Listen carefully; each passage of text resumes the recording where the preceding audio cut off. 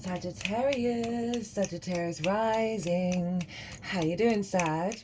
This is your little mini reading for Saturn and Aries. And why I say it's mini, well, it's only taking us up to the 12th or 13th of July, depending on what part of the planet you are currently hailing from, when Saturn will retrograde. So we're going to focus on the beginning part of this transit, of what Saturn's agenda is, right? Right at this beginning energy. See what the vibe is. My name's Chloe. I work with card divination, astrology, and I channel multi-dimensional energies through my body. You just heard some vocal light language. You're seeing the physical light language. All of this brings in healing, attunement, and activation codes to the messages that are going to come through for you today. Now,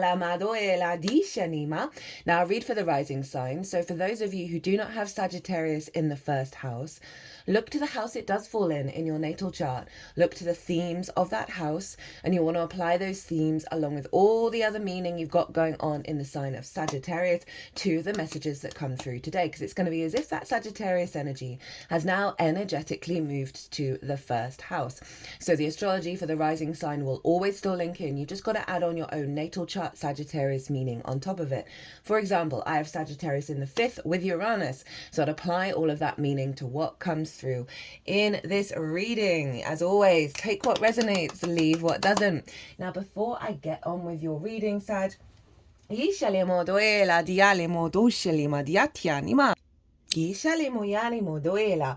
is a collective reading, and this is the first reading that went out, and it's where I go into detail about Saturn, Aries, Saturn in Aries, as well as breaking down the astrology of the exact moment that Saturn moved into the sign of Aries, and really got into the weeds of how all the celestial bodies are talking to each other, that then forms a harmonic blueprint, an energy blueprint that gets downloaded into us, and then we're working with that. So I really get into the weeds of all of that astrology, collective tarot, channeled messages, all of that good stuff. Also, like advice around Saturn. So if you want a deeper understanding of what's going to show up here, pause this video, go watch the collective, and come back to see how it affects the Sagittarius area of your chart. So we are going to get one card from this deck, and this is linked into Pisces.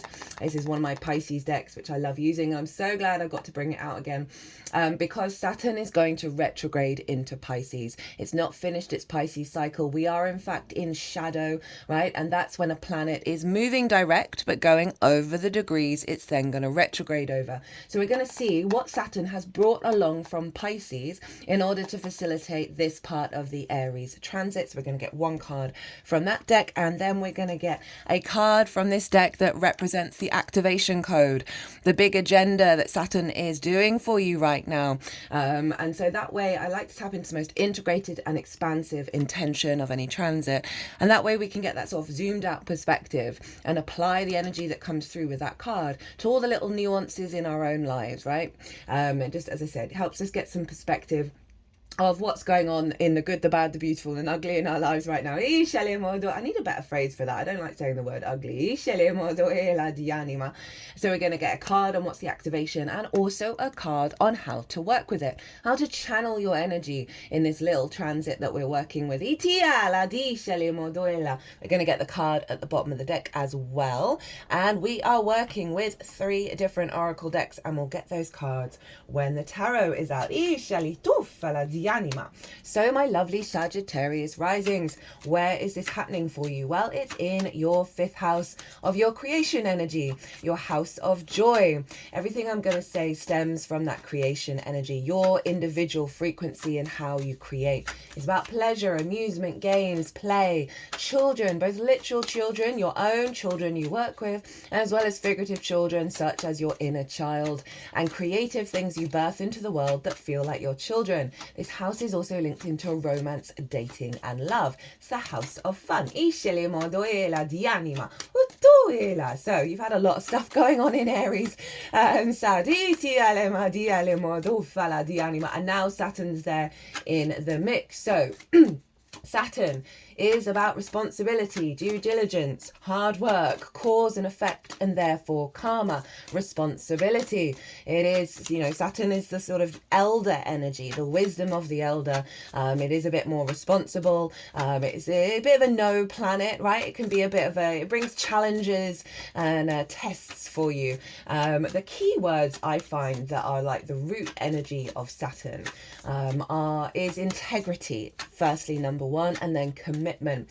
And this is why Saturn can come along and bring up restrictions, limitations, or and boundaries, right? As well as authority, both your own authority and external authority that may come along and I'm so here for that card. Come along and test you. Because Saturn really wants you to walk your talk, right? And whenever I talk about Saturn with anybody about astrology, I'm like, get right with your own integrity. Get right with your integrity and how you walk your talk that serves you for the long term. And that way, you know, it's not necessarily, Saturn won't necessarily be as school of hard knocks as it usually is if you're not walking your talk. If you're not understanding the cause and effect of your actions, and the consequences not only for yourself but for everyone around you, right? Saturn is a social energy. It's more about sort of the, you know, the bigger social dynamics. It's one of the two gas giants, right, rather than the personal planets of Mercury, Venus and Mars. And so it really does want us to be a little bit more mature, a little bit more responsible. And it's in your 5th house. So it's a kind of, leveling up. Leveling up of your of your creation energy, right? We can have a lot of trauma in the 5th house, right? Because of the inner child, right? The inner child learning certain love languages from your early years, and you know, not always great. And sometimes that's where there's addiction here, right? Also the hyperstimulation of play, fun, joy, right? All of that, of seeking that too much, and not, you know, those distorted love languages that we then go and recreate with our relationships in our lives. And so there's a lot of deep healing, a lot of leveling up and kind of getting over stuff, right? Saturn is very kind of like no nonsense in its energy, and like the sort of the maturity that comes in of like, right, I'm not doing this anymore. This is not the vibe. For some of you, this can see an upgrade in your commitment energy and your maturity and your integrity energy around romance, dating and love. You know, whether you know, say sometimes we might not necessarily be very integral in those kind of relationships, or others may not be integral with us. Saturn comes along and makes sure you're getting right with all of that, whether it's you or the other person. Saturn comes along and knocks down foundations that aren't going to serve us for the long term. So that's why Saturn can sometimes feel a bit dysregulating, because certain old structures that we're so used to and so comfortable with, even if they don't serve us, can come along and get shaken up, right? And so it's really allowing the strength of yourself to be embodied as you go along this journey. Now, Saturn can dampen things, and it being in the house of joy, that may be an aspect, but I'm not feeling that so strongly because of what's going on with Saturn when it entered into the sign of Aries, which I'll get to. But yeah, a level of commitment and maturity around your creation energy, right? It really is a very empowering frequency. There may be and this is not, don't go looking for this, but it can bring a kind of karmic relationship into your life, whether it's to learn lessons or to be in a state of union with in a healthy way. It's all going to depend on your natal chart, your progress chart. There's been a lot of repeating cards with this deck. Your solar return and your progression year, perfection year. But really, it really is getting you a level up around your creation energy. It might see you starting a project, a creative project, where you've got the dedication to do this. It's going to bring a level of awareness of old patterns, and being able to sort of see the consequences of those, and you're going to have some strength to not engage in those in the same way. you might find that there's just you might find yourself expressing stronger boundaries, as well as there being limitations around that joy and creation energy. And all Saturn is trying to do is like pull you deeper inside about what's really integral to you in the long term in regards to these things. So say you're in a romantic relationship and you got that kind of nod in the back of your mind that you're probably not listening to about how, I think this is an old karmic cycle, right? This isn't the expansive co-creation energy that, we're working into, but it's like an old dynamic, but it feels so good, right? Those sort of trauma bonding. And Saturn's just helping you just sort of step up a little more and have a little bit more of confidence in your own authority about what serves you in the long term. So those are some big themes with Saturn in the 5th. Now, Saturn, at the time it moved into the sign of Aries. Oh, they're doing some big clearing around that card. I'm going to try and remember to link that back in. Around the heart space. Oh.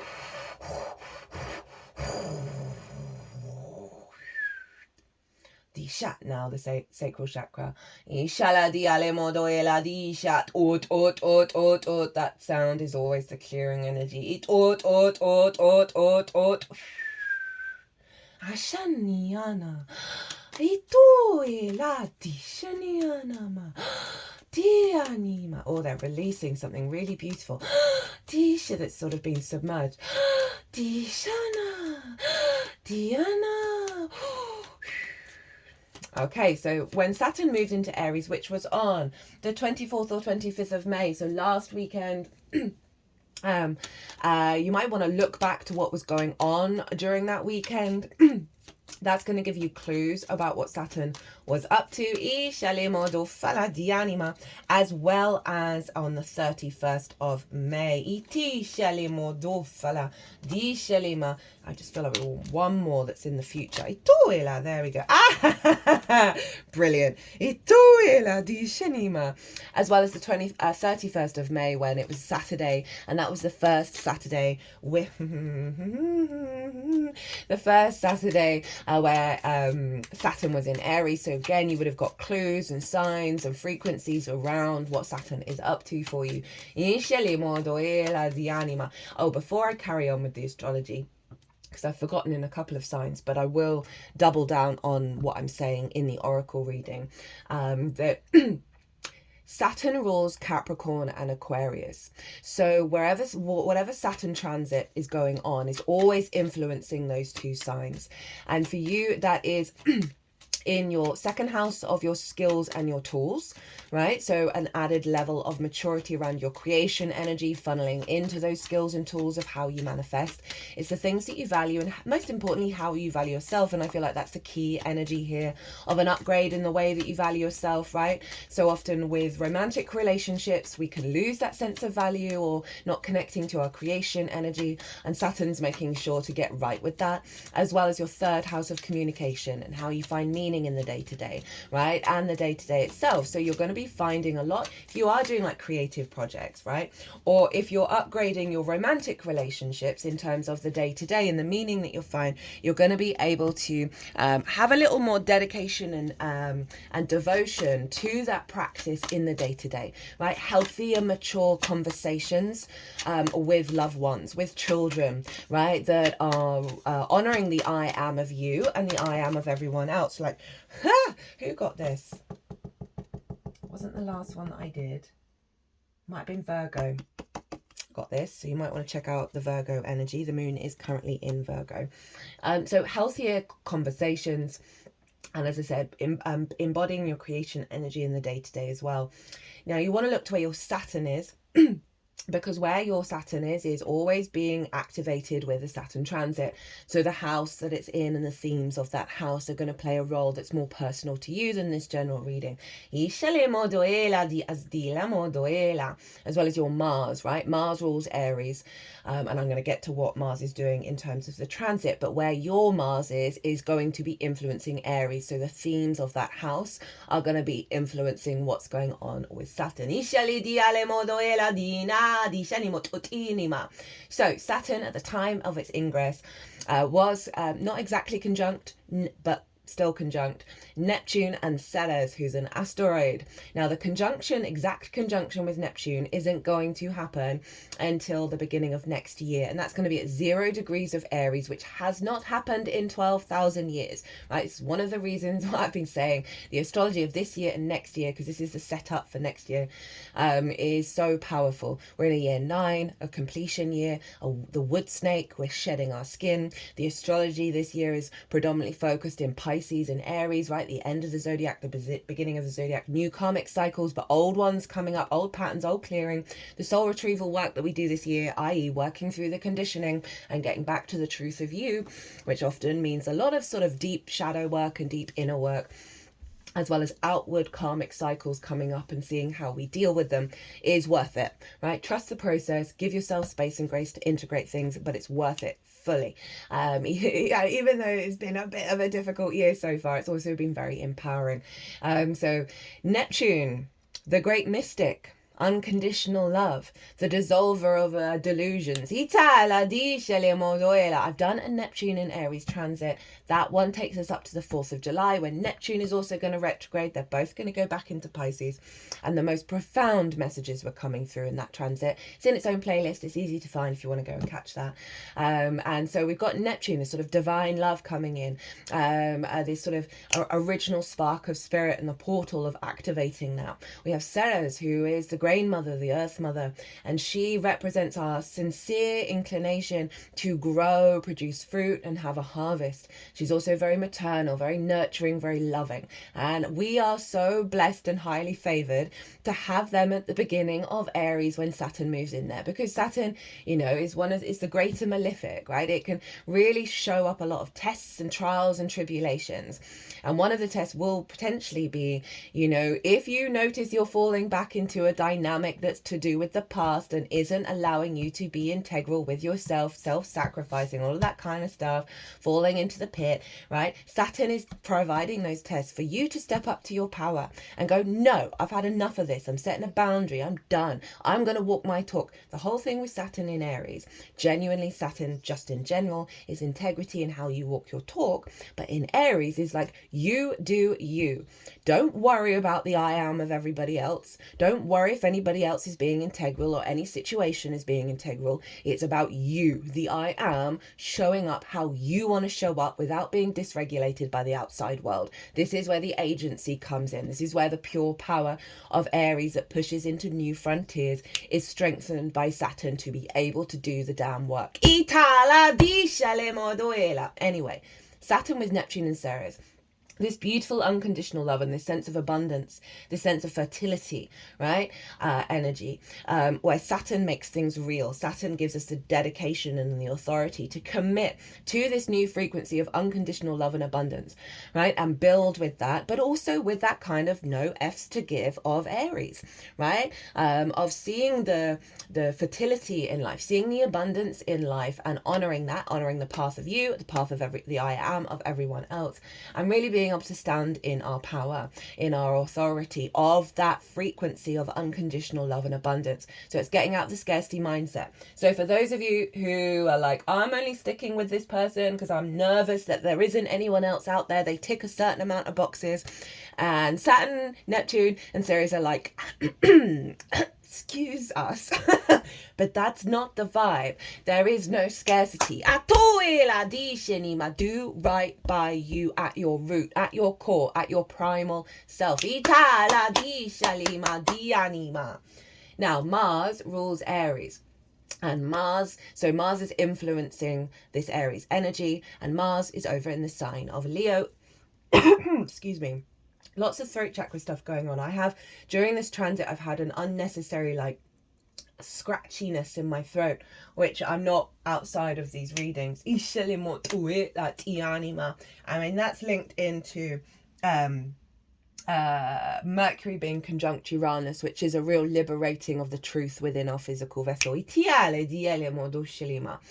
So Mars is over in Leo, which is your 9th house of perspective, right? How you map yourself out in the world. Leo is ruled by the heart. And so Mars is really recalibrating your motivation and drive, right? From the heart space in alignment with your perspectives, your true higher self perspectives, that's funneling into this Aries energy of like, if things aren't matching up, if your heart isn't feeling it, right? If you don't have the motivation and drive in that full vibrancy of your life force, that's really telling you something about certain dynamics. But this is trying to get you in alignment with your higher perspectives that serve you for the long term, right? That via the heart rather than the diminishing of the heart. Aries is Mars is very independent, very sovereign. So it wants you to be free. It wants you to be fully embodied in your light body, your heart body, and not be diminished by what's happened in the past, and what may be showing up now that's just teaching you karmic lessons to stand in your power. Now, Mars was trine Venus and Chiron in Aries. Now, yesterday, they came into it on the 1st of June. They came into their exact conjunction, Venus and Chiron. I'm hoping over the next 2 days I'm going to have a little time to do a very quick transit series, like very, very quick, all 12 signs on that, because Venus retrograde in Aries, so this Chiron conjunction that happens every year, is doubled down on the power of it. And so Chiron is the wounded healer, the master teacher, i.e. big soul wounds that we're here to transmute into wisdom. And so in the lead up to this conjunction over the last couple of weeks, you may have been feeling a lot of the wounds of the feminine come up, right? A lot of conflict around the feminine, around your passions, your drive, your sense of value, love, creation energy. Right, this may be sort of discordian energy as well as feminine energy coming in to help provide wisdom around your creation energy, around your joy, as well as you acting as wisdom teachers for the feminine. And now when I say feminine, it is not sex specific. There are 6 yin signs, 6 yang signs in everyone's chart. It is within all of us, right? So but it is that embodiment of that. And Aries is very empowered, and Venus wants to, when she's in Aries, is very sort of fiery and independent. And so there's a great liberating energy around the wounds of your creation energy, the wounds of your play, of your amusement, your pleasure, and all of that might have come up. And you may have felt the release point. I'm recording this on the 2nd of June, so about 4 or 5 days before that conjunction, there may have just you come into a sense of settledness and wisdom around all of this. Now Mars was trying all of this, and so we've still got this imprinted in the Saturn energy up until the 12th and 13th of July, where we're now going even deeper and further into that higher wisdom of the Venus Chiron energy, right? The master love energy of the I am, the true unconditional love of self. And that's getting in alignment with your perspectives. You're really building with that, healing the wounds of the inner child, healing addiction energy, healing distorted love languages, trauma bonding, all of that kind of stuff is going to be very much at play, because Saturn's getting you to be serious about all of this, about things that are acting as poison rather than liberation. Now the Saturn, Neptune and Ceres were all sextile Pluto over in the sign of Aquarius, and that is, as I said, how you find meaning in the day-to-day, how you communicate, your local community, learning new things, radical transformation there, radical power, back to your rooted energy, your real magnetism. And again, this is really powerful conversations. This is really aligning a commitment to your creation energy and bringing it into your day-to-day and how you find meaning. I think the 3rd house is the gateway to enlightenment, because the more we find joy and meaning and resonance in the washing up, in the walk to the shop, the more that impacts the bigger picture. Now, the only other thing I'm going to talk about is the moon was in Taurus in its exaltation, right? And obviously that's ruled by Venus, and so that was the moon's energy was pulled into this Aries energy, and that's in your 6th house of the adult in the room, right? Work house, right? How you work, how you figure things out, work itself, physical routine, physical health, routines, co-workers, therefore collaboration, pets and acts of service. Now the moon, as I said, in her exaltation, which means the qualities of the moon are raised on high, our intuition, our nourishment, meeting our needs, right? Our emotional body. Now that 6th house, I think, is very, very important for relationships. If we don't understand how we work, how are we supposed to work with other people? And we also can self-sacrifice in certain relationships, our physical health, work itself, being the adult in the room for ourselves, struggling to co-create, right? So that moon is intuitively guiding you to that which brings you nourishment and fulfills your needs in terms of a mature dynamic. Whether that's very lots of inspiration around your creation energy that you're then putting into your work, or this sense of realization, oh, this is not co-creation. This is not serving me. I'm now eating the same kind of crap that my partner is, right? And I'm not doing that. I'm not taking care of myself. You know, that can be a big theme, right? Of not being able to be the adult in the room for yourself because your inner child is running around in neglect mode. So all of this is really recalibrating to you to a maturer understanding of your creation and your power beyond the scarcity, beyond the fear mindset.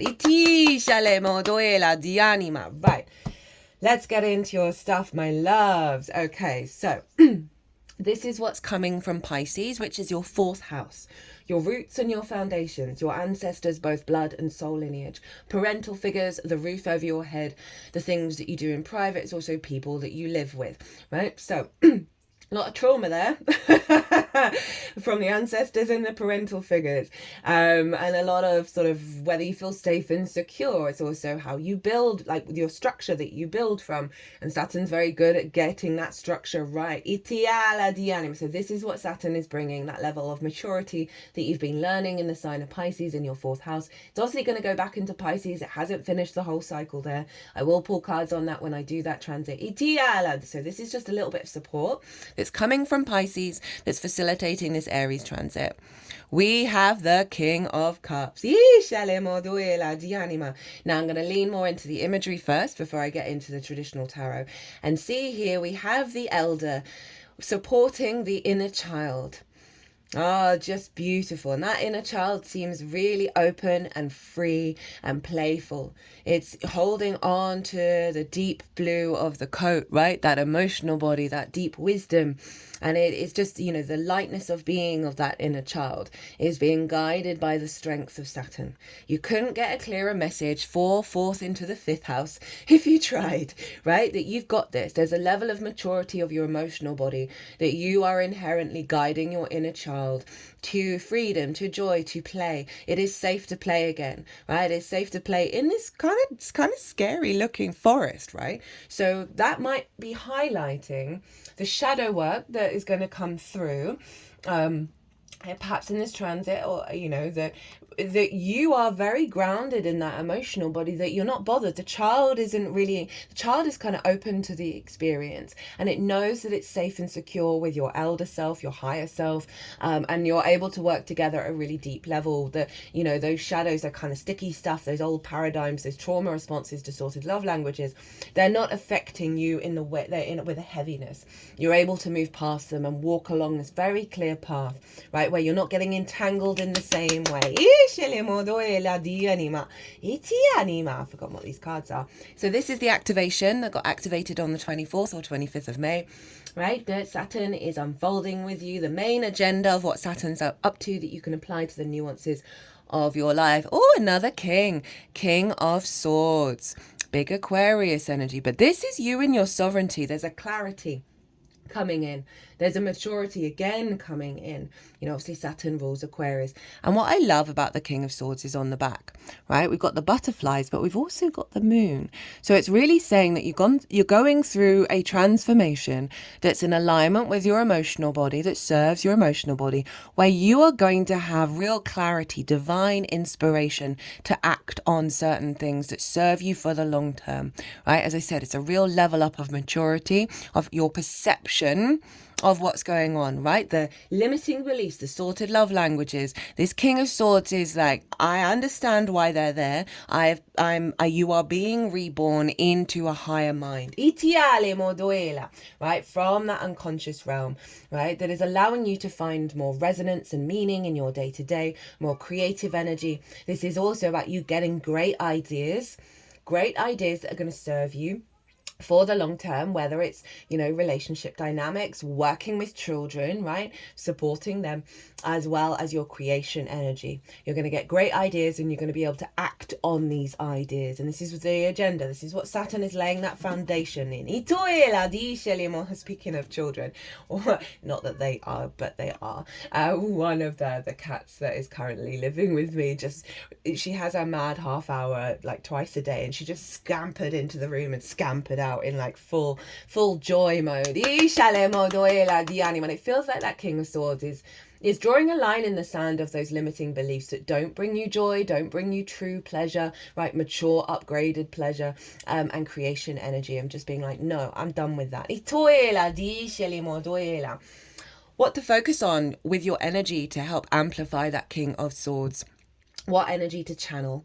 We have, the Ace of Pentacles. Love this, right? This is tying in with that moon in Taurus, the earth energy. This is renewal energy, right? This is saying focus on the manifestation of, this card for me is like heaven on earth, right? Because we have the mountains in the behind the portal, right, of the higher perspective. And we've also got the lilies, and I think you can see the roses there. We've got the same flowers that are on the Magician's card.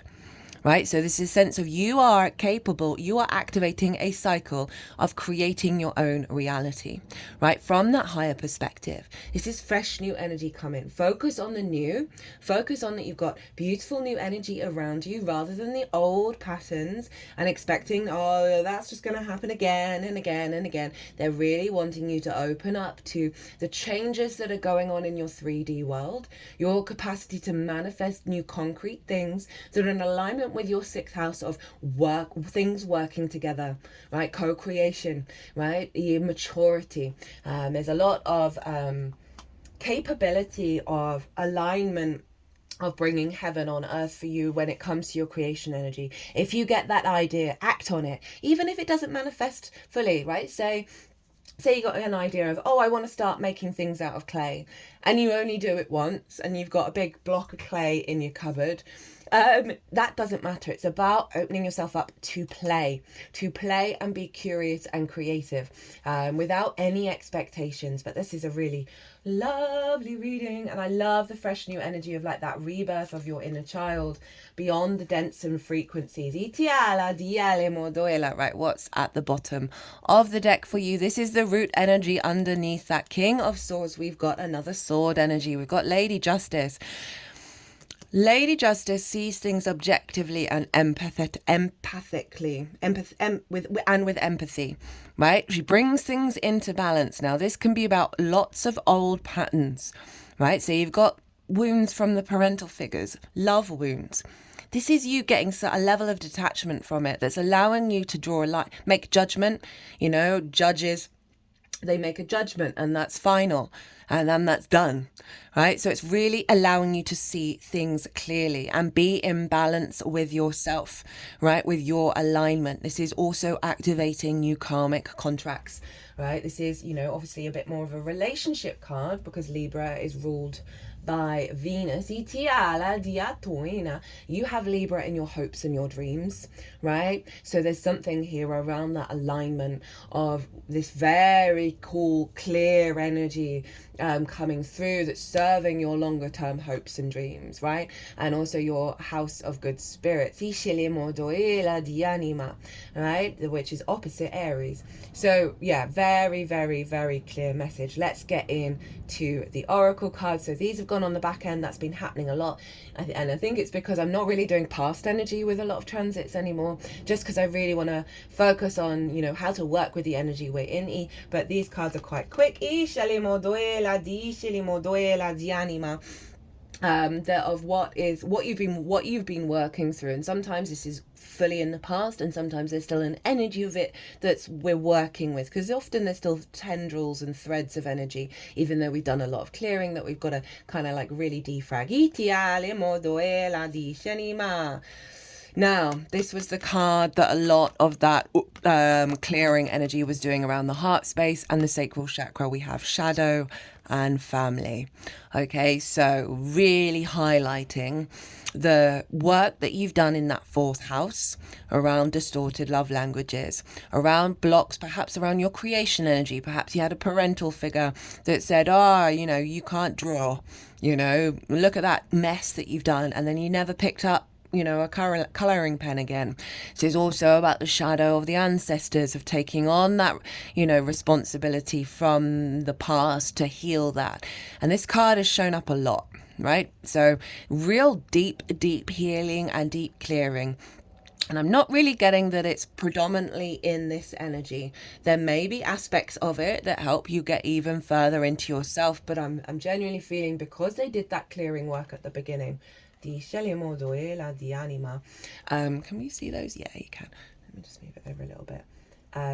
That you have done some really hardcore work, and that shows with the King of Cups, because that King of Cups is you, right? That's what Saturn is bringing from Pisces, but that's because you've done the work.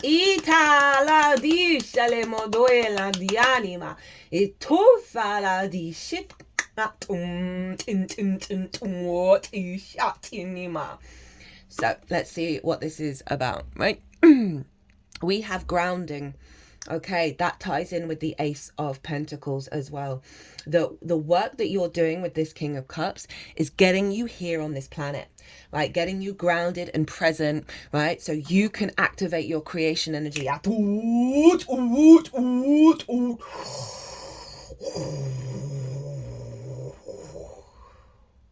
So you can really activate the power of your fire energy, right? Your passion, your drive, your motivation to embody that full creation energy from a higher perspective. Mars up in the ninth.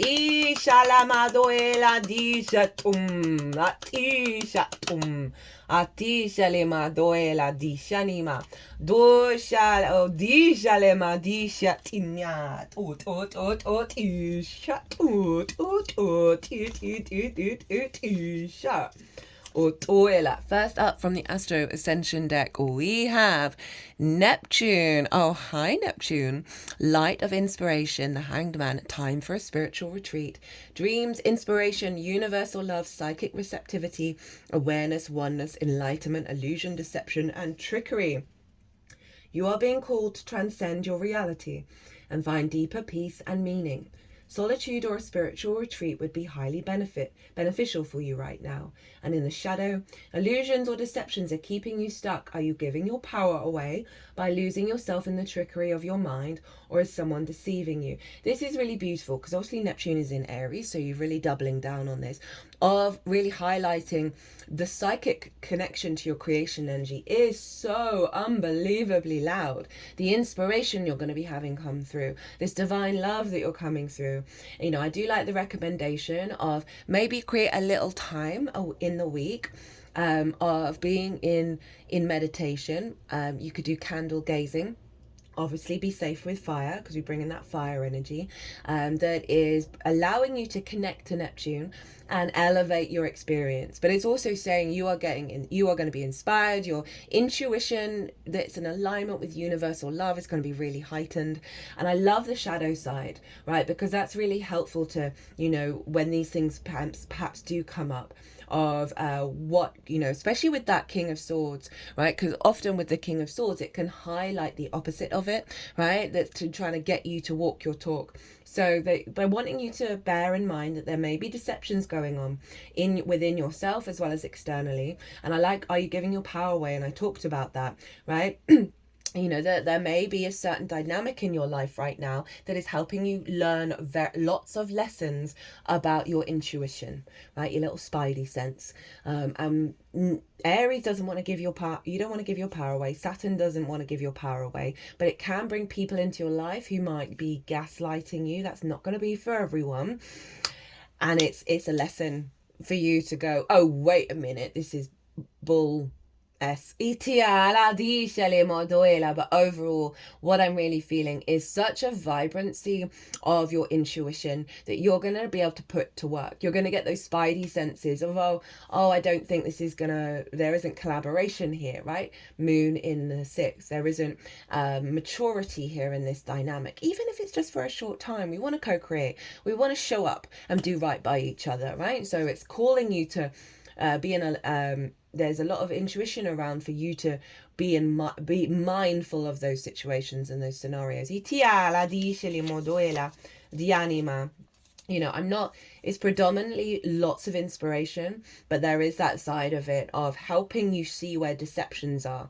And that's really powerful, because then you stand in your power and you draw a boundary.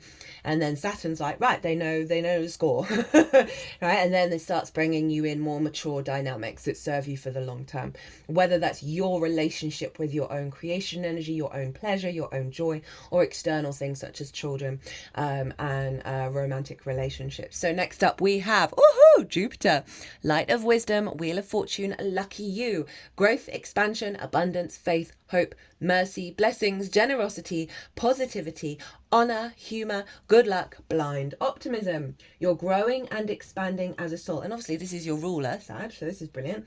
Be ready to embrace new and happy horizons. You deserve this. And in the shadow side, there's a need to move outside your comfort zone. Your life is becoming way too stagnant. You have outgrown your current reality. Your soul is yearning for the next step. Your higher self is trying to guide you. Seek answers and you shall find them. I really love this deck so much, particularly the shadow side of it. Okay, so it's activating a deep unconscious, right? And that's another side of the shadow. That's alignment with luck. And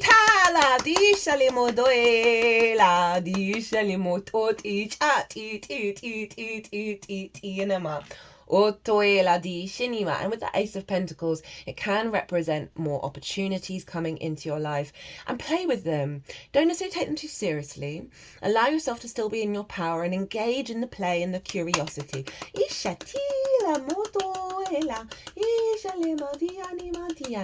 And Jupiter is in Gemini, right, and is locked into this particular transit, being in Gemini. It's going to move into Cancer soon, and so Gemini is in your 7th house of the other, one-on-one important relationships in your life, be that business partners, clients, therapists, intimate friends, long-term committed romantic relationships, as well as your relationship with source. So there's a real sense of, you've got the 5th and the 7th, and they are, you know, where love shows up, like of romantic nature. It's not necessarily going to be for everyone, but there is this sense of elevation of your awareness of what's important to you in terms of a committed romantic relationship, right?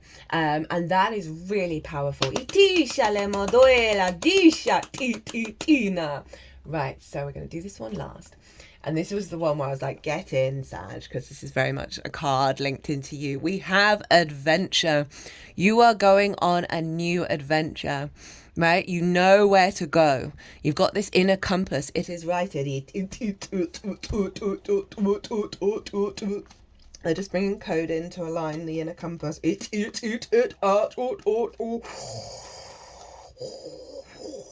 Where we trust our instincts, right? That's a big thing about, so I talk about that in both the Neptune and the Saturn collective readings. You know, remember at the beginning something emerged, something very light, very beautiful, very Venusian, that's been like suffocated for so long. So it's just coming up for air. Swords.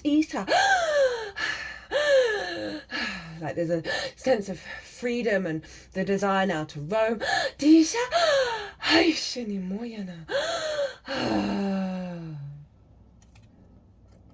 You're going on a new adventure that's very grounding and interconnected and supported for your path. We got all that earth energy and obviously that moon in Taurus of what means you're no longer the adult, that doesn't diminish you being the adult in the room.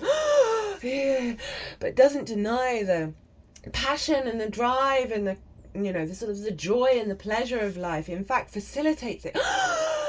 I just heard I can breathe again. I see clearly. I am liberated. Venus loves being in the 5th. It's her favourite house to be in. So you've got a really empowered Venus right now.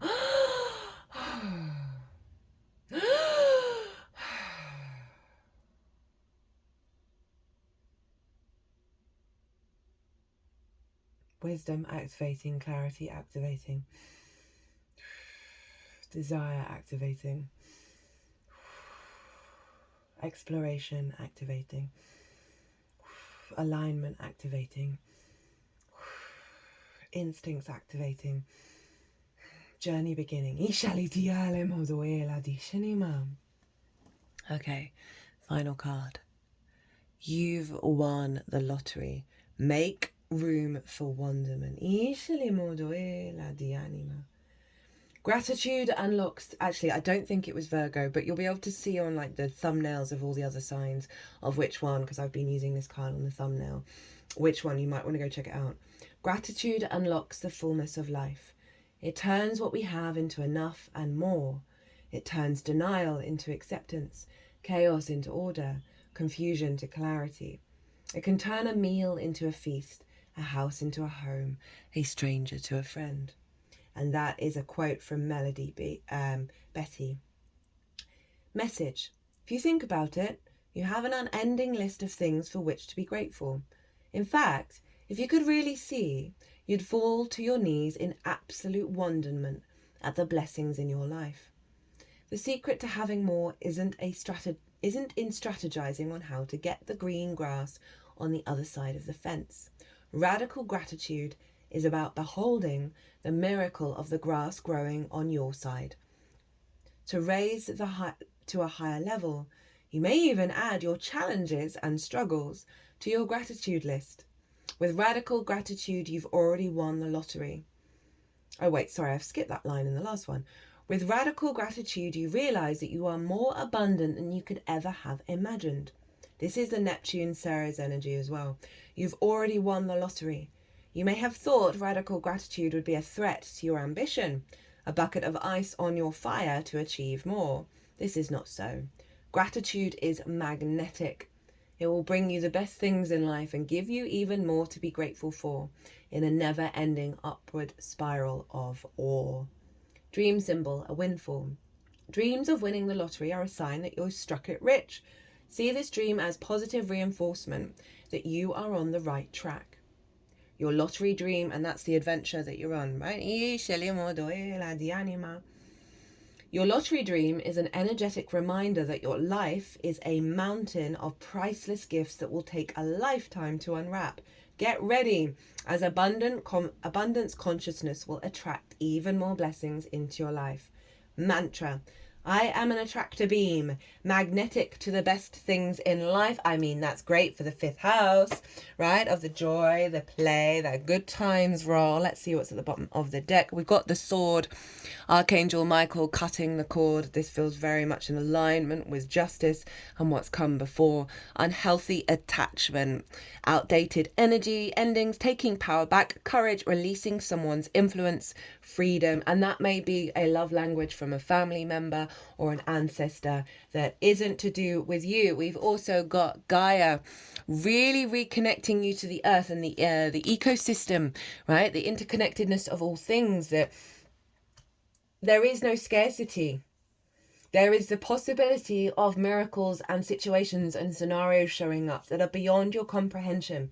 You just got to be true to yourself.